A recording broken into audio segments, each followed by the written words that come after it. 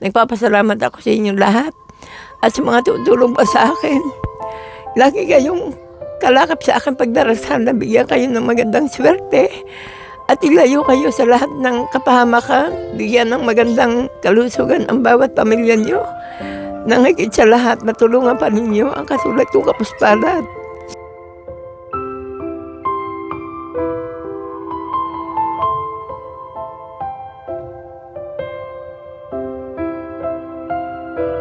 So magandang umaga sa atin mga kabayan. So ngayon po this vlog ay kung naalala niyo po si Nanay Flor de Lisa. So yun po yung ating natulungan po dito na nabigyan po natin ng pampacheck up. Pambili po yung anak, yung apo niya po ay nabigyan po natin ng pambili ng mga gamit sa school. So yun po nga po ay baka maging schooler pa natin yung kanyang apo. So ngayon po mag-update po tayo sa kanila kung totoo nga po bang siya po ay nagpa-check up, nagpatingin sa doktor dahil napako nga po siya at baka na titano. So papasok po tayo doon at kakamustahin po natin kung ano po ba ang resulta ng doktor sa check up. Pasok po tayo dito. Ayun, maraming salamat po Kuya Junjun sa aking cameraman ngayon. Tao po. Pwede mo pasok, Nay? Sige, tuloy. Oo. At salamat naman at kahit ganito ang Kaya aking dito si Nanay. sitwasyon, ay hindi mo ako nakakalimutan balikan niya. Tutulungan na kayo dito sa akin, ha? Aray, di na ako siya pwedeng umupo. Talagang kuhan. Yan, oh. Ako dumating, nag-iikip ako, hindi pa nakaligpit ang higa. Dito po siya. Naayos na po niyo itong... Oo, dahil yung aming higa ng apo ko lumapat na dyan sa loob. Sino po ang nag-ayos? Yun na po yan eh. Yung ganitong ito, doon na rin sa kabila. Opo. Ngayon, talagang ito yung lumapat na dyan. Ay di, pinagtulungan ng... Kamusta naman po kayo, Nay Flor de Lisa? Ayos naman ako, awa ng Diyos. Kamustahin ko na po kayo doon sa regarding po doon sa kasi nagtatanong po yung tumulong sa inyo at kakamustahin kayo regarding po doon sa binigay po namin tulong kung kayo po ba ay nagpa-check up. Nagpa-check up ako. So nagpa-check up po kayo, Nay. At saka nakabili ako maraming gamot. Ito pa nga iba.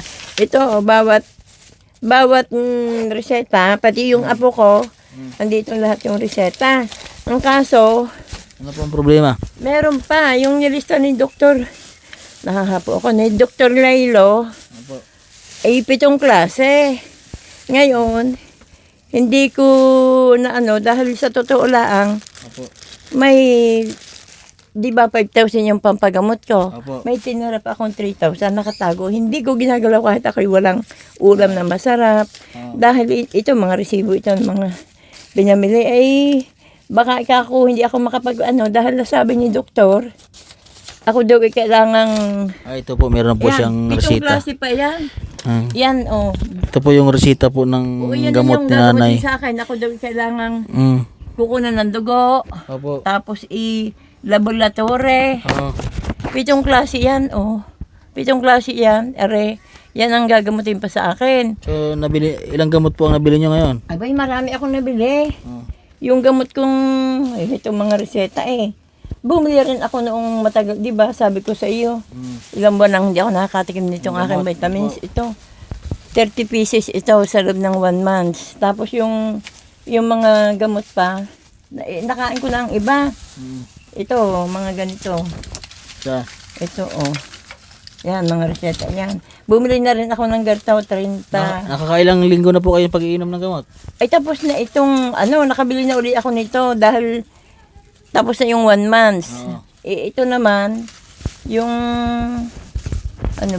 narito ang mga reseta Narito lahat. Bawat galaw, bawat gamot ko, nakaipon. Mga resita po ng gamot nyo? Oo, mga ito talaga.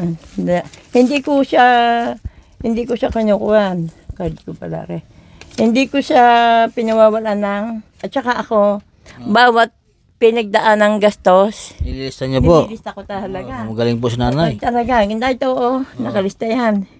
Stress na, at saka, tinutotal ko. Yan, hindi ko naman anina halos. Ayun po yung mga nagastos po doon ni Nanay. Anak, sa totoo lang, Lista niya. yung aking pamasahe, dito ko rin kinukuha. Okay lang po yun. Walang po problema doon. Kaya, ito lahat nakalista talaga. Hindi, walang kami nga kumain, ang ulam namin ang palaya. Ay, mayroon naman po kayong pambili. Oo. Di bumili po kayo ng masarap na pagkain. Ay, baka maubos yung 3,000. Kailangan ko sa pampagamot, Ah, anak. yun po ay nilalaan nyo sa pagpagamot. Oo, kaya lang hindi ako makakibo. Yun daw kinukunan dugo, 2,500. Oo, 2.5 po yun para 2,500 doon sa... daw. Ngayon, yung laboratory, para daw malaman kung anong sakit ko para maibigay ang tamang gamot. Oo. Yan, 3,000, di ko siya ginalaw. Kung ako'y magkakaroon ka uli ng tutulong sa akin, saka ako kikilos dahil ito ang inilista ng doktor na kailangan gamutin sa akin. So, ilang gamot po ang kulang sa inyo ngayon? Ay, ang gamot sa akin kung sakali, ito muna ang uunahin. Ah, ito ang bali ang unahin yan yung naresita. Para maibigay yung tamang gamot. Oo. Pero yung unang gamot sa aking first aid ko, kumbaga, kinain ko na. Eh, yung aking Losartan, bagong bili na uli ako ngayon. So, Pero hindi ko na binawasan yung 3,000, nakapas ko ako ng konti, yun ang ginastos ko. so kamusta naman po ang inyong pakiramdam ngayon? Eh, ito hindi nagbabago ang sakit. Eh, yung baga ko yung upo, nakatiin ako pag tumayo. Ay, yung sa paa nyo, yung na... Sabi pa nga ni Dr. Lelo, gusto niyo bang magpaturok sa kontratetano? Dahil kaya pa ako, sabi ko, Dok, hintay muna. Hindi ko pa masagot ikaw dahil 1.5 pala yung... Pang-anti-titano. Ay di, hindi ko muna galawin dahil ang gusto kong makapagpagamot ako. Ay, ang mga bawat ginastusan ko. So, yung natira po doon, yung apo niyo pong nag-aaral, so nakabili na po ng gamit niyo sa school. Ito nga. Titingnan po natin. 1,000 plus yan. Nandiyan pa Ito naman po yung ay mga pinapakamusta ni Sir po at kay Ma'am. Maraming salamat po kay Mr. Binisi ng California. At kay binili ko pa Ma'am siya po na tumulong po para po sa kay Nanay. Maraming salamat po kay Ma'am at si Sir. So ito po yung... Binala ko pa siya ng another uniform para at least na may marumi na siya, may papalit. Saan po ang uniform na binili? Yun, dalawa na nga yung puro niyang puti. Meron na. Ganyan. So ito po yung nabili po ng kanyang apo. So ang apo niya po ay magaling mag-painting. Marami siyang binili Magaling namin. mag-drawing. So ito po yung mga nabili niya. 1,000 plus ito eh. Ito 1,000 plus. Marami pa siyang binili parang lighter, kung ano bang tawag yun eh. Ito po. Yan, madami siya nabili. So may mga drawing na po ba siyang mga nagawa? Ay nako, parang naipasa na. Naipasa na. Oo. Wala po siyang sige po. So ito po yung mga gamit po sa pag-drawing po ng apo niya. So yan. At nabili naman po at nagpa-check up naman po si Nanay. Kaya nga lang, yung ito nga ang, di ba, sabi ko So, ito, yung- January 3, nung ako nagpagamot. Kaso ito pang ang 7 klaseng ito ang kailangan. Saan po ang gamot dyan na nabili niyo dyan? Ay dito po, ano pong hindi po nabili niyo dyan? Eh, wala pa itong gamot dahil kailangan ito muna Ayan, gagamutin. step by step. Oo. Pag ito'y natapos, na ako yung tingnan dito, saka pala ang ako bibigyan ng resetang gamot. Kaya yung 3,000, itong 7 klaseng ito, baka kulang yung akin. Sino po ang kasama niyo po nagpa-check up doon? Ay, ang aking apo ding babaeng batang yan. Si Edna din. Naku, inabot kami ng maghapon dahil doon pala. First come first serve. Akala ko naman ang priority ang senior uunahin. Hindi. So ayun po mga kabayan ay si Nanay po ay nagpa-check up na po siya, okay na po. So nanghihingi lang po kasi ng update po yung ating sponsor kung kamusta na po ba si Nanay at kamusta po ba yung bata na nag-aral, kung nabili po ng mga kailangan sa school, mga Crayola. So nagbili daw po ng bagong uniform. Tapos ito nga po yung kailangan niya po sa pagpipinting, itong ganito po. At marami pa po yan. So yan muli po nagpasalamat lang po ako sa sponsor po nila, kay Mr. Binisi ng California at kay Ma'am po na nagbigay tulong po, lalo na po sa pagpapagamot po kay Nanay. Maraming salamat po at sana po ay matulungan pa po natin si Nanay sa pagpapagamot. Unahin po natin yung pagpagamot niya muna. Malay mo mayroon pa magbigay ng tulong din para at least paano po ay mapaayos din po natin bahay. So, dahan-dahan lang po so kasi meron po kaming ginagawang bahay po ngayon nila RJ. So meron pa pong susunod. Yan, sa kabila po. At sana po ay maging maayos po yung mission po natin. So maraming salamat po sa aking team po dito sa Balaya na tumutulong po lalo po sa pagpagawa po ng bahay. Sa mga nais po magbigay ng tulong po sa pamilya po ni Nanay Flordelisa, ay mag-message lang po sa aking Facebook page, Master Ring Channel po. Lalo na po sa kanyang tuluyan pagpapagamot sa sana maging maayos po. Ayan, so ano po yung masabi niyo po na isa tumulong po sa inyo? Ako nagpapasalamat sa kanilang lahat. At totoo, lagi ko silang dinadamay sa aking pagdarasal. Kahit ako narito lang sa bahay, binibigyan ko sila ng aking pagdalangin para mabigyan pa sila ng magandang palad na kapares ko.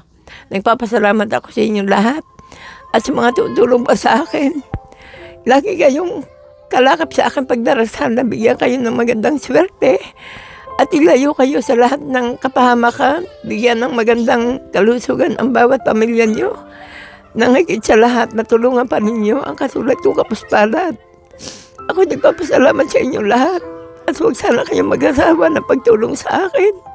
Talagang yan na kailangan ko pagtulong. Gusto kong gumaling. Gusto ko rin makapaghanap buhay dahil ako naman sanay maghanap buhay. Kahit na ako'y nagsasidewalk vendor lang sa palengke, gusto kong kumita ako para hindi ako nahihirapan ng ako'y nawawalan. At ang gusto ko pa, hingin ang tulong sa inyo. Sana tulungan niyo ang aking apong makapagtapos ng college. At yun lang ang matibay ko sandatang may iiwanan ko sa aking apo para kung ako may mawala at mamatay ako, alam kong may magandang future na harapin ng apo ko. Masipag naman siya mag-aral at may talento naman kahit konti. Sana ibigyan niyo ng tulong ang aking apo. At nang siya makatapos ang kanyang pag-aaral, ako'y natuwa dahil sabi ni Sir, baka raw mapasama sa scholarship ang aking apo. Sana naman nga magkatotoo yun nang hindi na masyado akong nahihirapan. Hirap na hirap ako sa aking apo na wala siyang magastos. Nagtitis ang bata kahit nagugutom. Tulad noong Biyernes, may Girl Scout siya.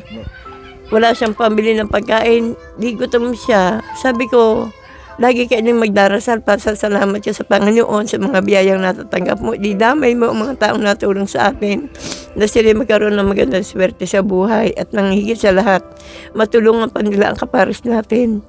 Lagi kaming nagdarasal at nagpapasalamat. Sana'y pagkalooban kayo ng Panginoon ng magandang swerte sa buhay. At sana'y huwag kayong magsasawa ng pagtulong sa katulad ko na talagang walang-wala. God bless you all. Salamat sa inyo.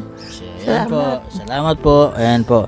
At yun, okay po si nanay. At sana sunod po ay itumulong po kayo. Pag may tumulong pa po kay nanay, so ito po yung iba pong hindi pa po natin na nagamot, ay yun po ang ating unahin po mga kabayan. So ayan po mga kabayan, at maraming salamat po sa inyo. So dito na lang po yung vlog ko. Ito po yung update po sa Nanay Flor de Lisa po sa kanyang pagpapagamot. So okay na po, nagpa-check up na po siya. Ito na po yung mga resita para may kulang lang pong gamot. Ayan po. So ayan po, message lang po kayo sa aking Facebook page, Mastering Ring Channel po. At sa lahat po ng tumulong kay nanay, kay Mr. Binisin ng California at kay ma'am po, maraming salamat po. So ayan po, God bless po at magandang umaga sa ating lahat.